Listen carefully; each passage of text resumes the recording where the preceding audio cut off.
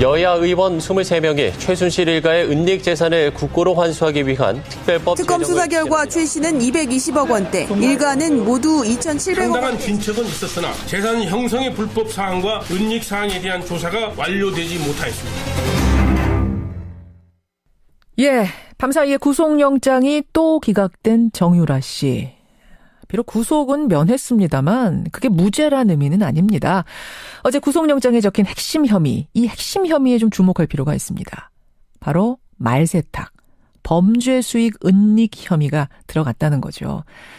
사실 최순실 국정농단 사건의 본질 가운데 하나는 바로 돈입니다. 돈. 하지만 검찰과 특검 모두 최순실 일가의 재산 형성 부분에 대해서는 손을 대지 못했습니다. 그러자 국회가 나섰습니다. 23명의 여야 의원들이 일명 최순실 재산몰수법, 이거를 곧 발의할 예정이라는데요. 과연 이게 현실적으로는 가능한 건지 국세청장을 지낸 전문가 한 분을 좀 연결해보려고 합니다. 최순실 일가의 재산을 추적해왔고요. 어제 국회에서 보고회를 진행하기도 한 분이세요. 전 대구지방국세청장 안원구 전 국세청장 연결을 해보죠. 안 청장님 안녕하세요. 네, 안녕하세요. 그러니까 국세청이라는 곳이 숨겨놓은 돈 찾아서 세금을 걷어가는 곳이니까 숨은 돈 찾는 데는 정말 노하우를 가지고 계신 거네요. 네, 그런 셈입니다. 그렇죠. 네. 근데 어떻게 언제부터 최순실 일가 재산을 찾는 데 나서게 되신 거예요? 네, 그 최순실 국정농단 그 청문회가 있었는데요. 예. 그 당시에 그 세월호 당일 행적에 대해서 청와대에 있는 그 비서실장과 안보실장께서 윗선에 자기는 보고만 했다고 책임을 다했다 이렇게 이야기하시는 걸 보고 예. 너무 무책임하다는 생각을 하면서 그래서는 이렇게 해서는 안 되겠다 싶어서 그 안민석 의원한테 이제 전화를 했는데 독일로 좀 같이 가주셔야 되겠다고 그래서 그래서 그 독일을 가게 되면서 이 일이 시작된 것입니다. 청문회 보고 열받아서 안민석 의원한테 그냥 무작정 전화를 한 게 계기가 돼서 그때부터 재산 추적을 시작. 예, 그렇습니다. 야, 한 7개월을 하신 거네요. 그렇죠. 근데 처음 시작하면서도 처음에는 좀 반신반의하면서 시작을 하셨다면서요? 그렇습니다. 최초에는 저는 믿지를 않았죠. 그 박근혜 대통령이 저는 뭐 국가와 결혼했다 뭐 이렇게 말씀하시면서 그걸 저는 믿었기 때문에 예. 처음에는 그런 재산이 있는 줄 정말 생각한 바가 없었죠. 긴가민가 하면서 파고들기 시작했는데 파다 보니까 네. 이거 이상하다. 뭔가 감이 좀 잡히시던가요? 저희들이 처음에 그 독일을 가서 실제 재산 형성이 되어 있는지 여부를 보러 갔는데 예. 독일 현지에서 저희들이 느낀 감은 정말 고구마 줄기 같은 뭐 일종의 암덩어리라 그럴까요? 계속 이렇게 찾으면 찾을수록 나오면서 이거 처음에 그 긴가민가 했던 것이 이제는 확신으로 이제 돌아섰죠. 암덩어리, 고구마 줄기. 겉으로는 요만큼 보이는데 파면 팔수록 뭔가 큰 덩어리가 보이시던가요? 그렇습니다. 아니 그렇게 해서 그 대략으로 추정하는 재산, 불법 재산의 규모가 어느 정도라고 보십니까? 그 현재 저희들이 파악한 내용으로 보면 부동산이 페이퍼 컴퍼니에 숨겨져 있고 또 펀드라든지 이런 것들이 사실 실제 한다는 사실을 저희들이 파악한 것이고요. 실제로 그 규모라든지 저희들이 확인을 하기 위해서는 부동산은 평가를 해야 되지 않겠습니까? 그렇죠. 그리고 뭐 펀드도 속에 있는 금액 자체를 파악하기에는 조사나 또 수사를 통해서 파악해야 되기 때문에 지금 그것을 지금 말씀드리기는 상당히 좀 어렵네요. 사실 뭐 수사권을 가지고 수사하신 건 아니기 때문에 그렇습니다. 그렇죠. 정확하게 수치로 계량화해서 말씀은 못 하시겠지만 대략 눈대중으로 봐도 어마어마하다 이런 말씀. 그렇습니다. 그렇군요. 지금 말씀하시는 과정에 잠깐 얘기가 나왔어요. 부동산은 페이퍼 컴퍼니 형태로 뭐 펀드도 있고 기업의 지분 형태도 있고 진짜 보니까 어떤 식으로 어디에 그렇게 숨겨놨던가요? 주로 이제 독일 같은 경우에는 금융자산을 은닉하기는 용이하지 않아요. 주로 이제 그 부동산은 은닉하기가 좀 용이하다고 봐야 됩니다. 독일은 그런 부동산 형태로. 그리고 유럽의 뭐 주로 이제 스위스 네덜란드 금융자산 형태로 숨겨진 것 같고요. 고구마 줄기처럼 계속 밝혀지고 있는. 그리고 그 재산의 본류, 뿌리를 찾아가 보자면은 역시 박정희 정권 당시에 그 돈인가요? 일단 그걸로 지금 확정할 수는 없지만 그 돈들이 그 뭉칫돈인데요. 그 뭉칫돈이 해외에서 기업들을 살 수 있는 규모가 아닌데도 불구하고 돈이 들어온 정황이 있습니다. 그래서 그 돈들은 그 박정희 정권 때 자금이라고 스위스 계좌에 있던 자금들의 일단이 아닐까라고까지 추정을 하고 있습니다. 아, 그러니까 이게 박정희 정권 당시에 흘러갔던 뭉칫돈이 계속 숨어 있다가 지금 조금씩 들어오는 거 아닌가? 이렇게 추정을 해보신단 말씀. 그렇습니다. 예. 지금 현재 그 스위스 은행과 관련해서는 프레이저 보고서에 이미 그 은닉된 재산들이 있다는 게 미국 의회 그 청문회 보고서에 나타나 있지 않습니까? 그게 보니까 그 당시에 프랑크푸르트 외환은행 지점이 있는데 프랑크푸르트 지점장이 박근혜 전 대통령의 이종 사촌 오빠가 지점장으로 계셨어요. 이종 사촌 오빠가 지점장으로. 예, 그러면서 스위스 대표부가 만들어지고요. 예. 그리고 그분이 이제 외환은행장까지 하셨다가 나중에 퇴임을 하셨는데, 예. 그 시점이 스위스 대표부가 없어지는 시점이에요. 그러면은 이거는 뭔가 그 자금을 관리하기 위해서 일부러 만든 자리는 아니었는가라고 의심할 수 있단 말씀이시죠? 네, 우연치고는 너무 이제 공교롭다고 보는 것이죠. 그렇군요. 그리고 그 다음에 그 스위스 대표부가 만들어진 다음에 우리나라의 그 대기업 중에 하나인 헝가리의 은행을 사는 것으로 되어 있습니다. 우리 기업이요? 네, 우리나라 기업이 헝가리 은행이 있는 줄 대부분 모르시는데, 네. 13년도에 그 헝가리 로컬 기업에 팔리는데요. 그 기업이 이우라크시하고 혼맥이 연결되어 있는 기업이에요. 아니 근데 그 기업이 뭔가 필요에 의해서 은행을 샀다가 또 필요에 의해서 팔 수 있는 거 아닌가요? 물론 그렇기 때문에 저희들이 그 조심스럽게 보고 있는 것이고요. 주변 정황들이 일단 우리를 의심하게 하는 그런 정황들은 많습니다. 헝가리 은행을 통해서 뭔가 돈 세탁을 하려고 했던 게 아닌가 이런 생각을 하시는 거예요. 그렇습니다. 네, 알겠습니다. 네, 최순실 일가의 재산을 7개월째 추적 중인 분입니다. 세금 전문가죠. 돈 밝혀내는데 전문가입니다. 안원구 전 대구국세청장 지금 만나고 있습니다. 근데 청장님. 네. 막연하게 감잡는 거하고 실제로 불법성을 밝혀가면서 몰수하는 건 전혀 다른 차원인데. 그렇습니다. 일단 지금 현행법으로는 아무리 불법 재산인지 알아도 몰수는 불가능하다고요. 지금 현행법으로도 범죄와 관련된 혐의가 입증이 되면 몰수할 수 있도록 법이 돼 있죠. 그래요? 그러면 최순실 재산 몰수 특별법이란 건 왜 필요한 겁니까? 우선 그 재산을 한수하기 위해서는 그 자체가 불법으로 형성된 재산이라는 것을 확인을 해야 되죠. 예. 그리고 조사기구가 지금 국가 기능에서 다 조사할 수 있는 검찰이라든지 국세청이라든지 이런 다 있죠. 그러나 이분들이 지금 최순실 재산과 관련해서는 태스크포스를 만든다든지 해서 지금 조사를 한 적이 없고요. 그래서 따로 이 조사기구를 첫째 하나 만들어야 된다는 거죠. 기구가 하나 독립적으로 필요하다, 특별히. 요게 하나고, 예. 또 하나는 조사를 할 수 있는 기관이 공소시효 범위 내거나 또 세금을 매기기 위해서는 부가제척 기간 안에 들어와야지만 그게 가능합니다. 예. 공소시효와 그 부가제척 기간을 지난 것까지도 소급해서 조사를 할 수 있도록 하는 것이 지금 필요한 것입니다. 공소시효가 지난 것까지도 포함시켜야 된다는 게 또 특별법 안에 들어가는 거고, 또요? 그렇습니다. 그러니까 이제 부가제척 세금을 매길 수 있는 그 부가제척 기간을 늘려줘야 국세청에서도 대부분이 기업과 금융과 관련된 내용이지 않겠습니까? 이분들의 재산들이. 그래서 그걸 조사를 하면서 내용을 재무제표도 보고 금융추적도 하고 해야만 이걸 확정을 할 수가 있는데 그 접근 자체가 지금 현재 현행법으로는 좀 제한이 있죠.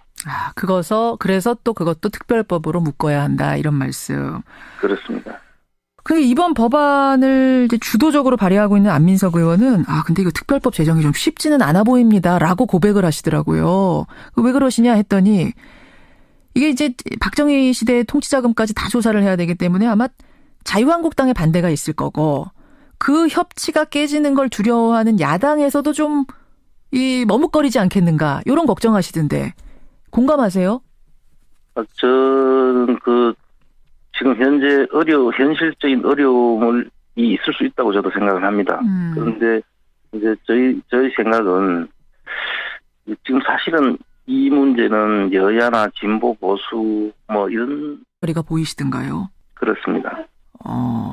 아니, 그렇게 해서 그 대략으로 추정하는 재산, 불법 재산의 규모가 어느 정도라고 보십니까? 현재 저희들이 파악한 내용으로 보면 부동산이 페이퍼 컴퍼니에 숨겨져 있고 또 펀드라든지 이런 것들이 사실 실제한다는 사실을 저희들이 파악한 것이고요.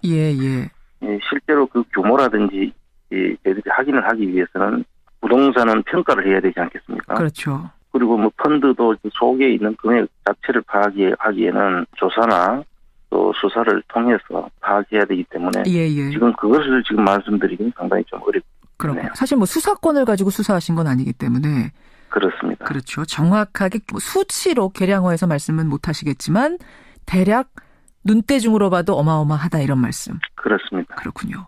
지금 말씀하시는 과정에 잠깐 얘기가 나왔어요. 부동산은 페이퍼 컴퍼니 형태로 뭐 펀드도 있고 기업의 지분 형태도 있고 진짜 보니까 어떤 식으로 어디에 그렇게 숨겨놨던가요? 주로 이제 독일 같은 경우에는 금융자산을 은닉하기는 용이하지 않아요. 주로 이제 그 부동산은 은닉하기가 좀 용이하다고 봐야 됩니다. 독일은 그런 부동산 형태로.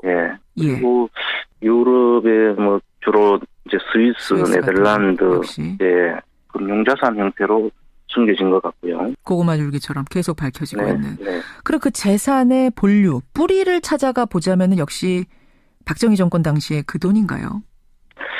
일단 그걸로 지금 확정할 수는 없지만 시하고 혼맥이 연결되어 있는 기업이에요. 아니 근데 그 기업이 뭔가 필요에 의해서 은행을 샀다가 또 필요에 의해서 팔 수 있는 거 아닌가요? 물론 그렇기 때문에 저희들이 조심스럽게 보고 있는 것이고요.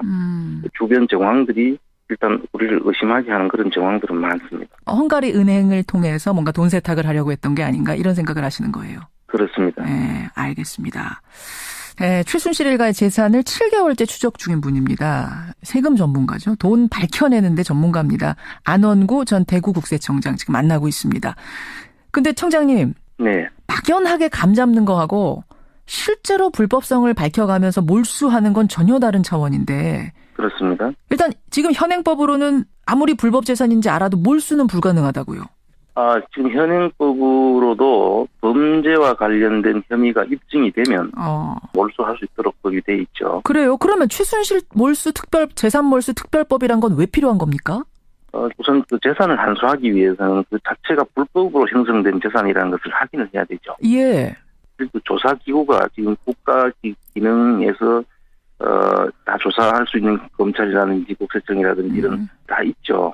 그러나 이분들이 지금 최순실 재산과 관련해서는 태스크포스를 만든다든지 해서 지금 조사를 한 적이 없고요. 그래서 따로 이 조사기구를 첫째 하나 만들어야 된다는 거죠. 기구가 하나 독립적으로 필요하다. 특별히 요게 하나고.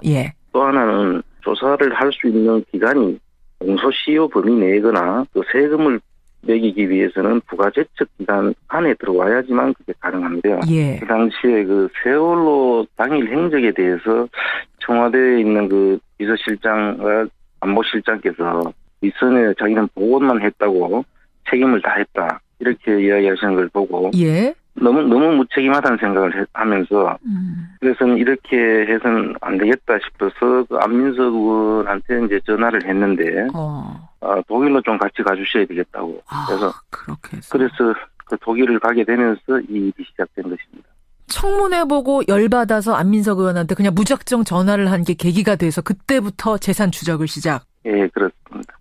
한 7개월을 하신 거네요. 그렇죠. 근데 처음 시작하면서도 처음에는 좀 반신반의하면서 시작을 하셨다면서요. 그렇습니다. 최초에는 저는 믿지를 않았죠. 박근혜 대통령이 저는 뭐 국가와 결혼했다 뭐 이렇게 말씀하시면서 그걸 저는 믿었기 때문에 처음에는 그런 재산이 있는 줄 정말 생각한 바가 없었죠. 긴가민가 하면서 파고들기 시작했는데 파다 보니까 이거 이상하다. 뭔가 감이 좀 잡히시던가요?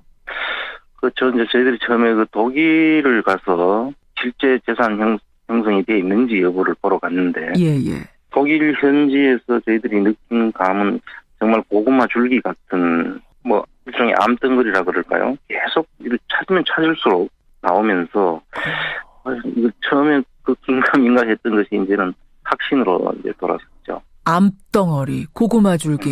겉으로는 요만큼 보이는데 파면 팔수록 뭔가 큰 덩어리. 그 돈들이 그 뭉칫돈인데요. 예. 그 뭉칫돈이 해외에서 기업들을 살 수 있는 규모가 아닌데도 불구하고 돈이 들어온 정황이 있습니다. 그래서 그 돈들은 그 박정희 정권 때 자금이라고 스위스 계좌에 있던 자금들의 일단이 아닐까라고까지 추정을 하고 있습니다. 그러니까 이게 박정희 정권 당시에 흘러갔던 뭉칫돈이 계속 숨어 있다가 지금 조금씩 들어오는 거 아닌가? 이렇게 추정을 해보신단 말씀. 그렇습니다. 예. 지금 현재 그 스위스 은행과 관련해서는 프레이저 보고서에 이미 그 은닉된 재산들이 있다는 게 미국 의회 그 청문회 보고서에 나타나 있지 않습니까? 그게 보니까 그 당시에 프랑크푸르트 외환은행 지점이 있는데 프랑크푸르트 지점장이 박근혜 전 대통령의 이종 사촌 오빠가 지점장으로 계셨어요. 이종 사촌 오빠가 지점장으로. 예, 그러면서 스위스 대표부가 만들어지고요. 예. 그리고 그분이 이제 외환은행장까지 하셨다가 나중에 퇴임을 하셨는데, 예. 그 시점이 스위스 대표부가 없어지는 시점이에요. 그러면은 이거는 뭔가 그 자금을 관리하기 위해서 일부러 만든 자리는 아니었는가라고 의심할 수 있단 말씀이시죠? 예, 우연치고는 너무 이제 공교롭다고 보는 것이죠. 그렇군요. 그리고 그 다음에 그 스위스 대표부가 만들어진 다음에 우리나라의 그 대기업 중에 하나인 헝가리의 은행을 사는 것으로 되어 있습니다. 우리 기업이요? 예, 우리나라 기업이 헝가리 은행이 있는 줄 대부분 모르시는데, 예. 13년도에 그 헝가리 로컬 기업에 팔리는데요. 그 기업이 이후라. 여야 의원 23명이 최순실 일가의 은닉 재산을 국고로 환수하기 위한 특별법 특검 수사 결과 최 씨는 220억 원대, 일가는 모두 2,700억 상당한 원. 진척은 있었으나 재산 형성의 불법 사항과 은닉 사항에 대한 조사가 완료되지 못하였습니다. 예, 밤사이에 구속영장이 또 기각된 정유라 씨. 비록 구속은 면했습니다만 그게 무죄란 의미는 아닙니다. 어제 구속영장에 적힌 핵심 혐의, 이 핵심 혐의에 좀 주목할 필요가 있습니다. 바로 말세탁, 범죄 수익 은닉 혐의가 들어갔다는 거죠. 사실 최순실 국정농단 사건의 본질 가운데 하나는 바로 돈입니다. 돈. 하지만 검찰과 특검 모두 최순실 일가의 재산 형성 부분에 대해서는 손을 대지 못했습니다. 그러자 국회가 나섰습니다. 23명의 여야 의원들이 일명 최순실 재산몰수법, 이거를 곧 발의할 예정이라는데요. 과연 이게 현실적으로는 가능한 건지 국세청장을 지낸 전문가 한 분을 좀 연결해 보려고 합니다. 최순실 일가의 재산을 추적해왔고요. 어제 국회에서 보고회를 진행하기도 한 분이세요. 전 대구지방국세청장 안원구 전 국세청장 연결을 해보죠. 안 청장님 안녕하세요. 네, 안녕하세요. 그러니까 국세청이라는 곳이 숨겨놓은 돈 찾아서 세금을 걷어가는 곳이니까 숨은 돈 찾는 데는 정말 노하우를 가지고 계신 거네요. 네, 그런 셈입니다. 그렇죠. 네. 근데 어떻게 언제부터 최순실 일가 재산을 찾는 데 나서게 되신 거예요? 네, 그 최순실 국정농단 그 청문회가 있었는데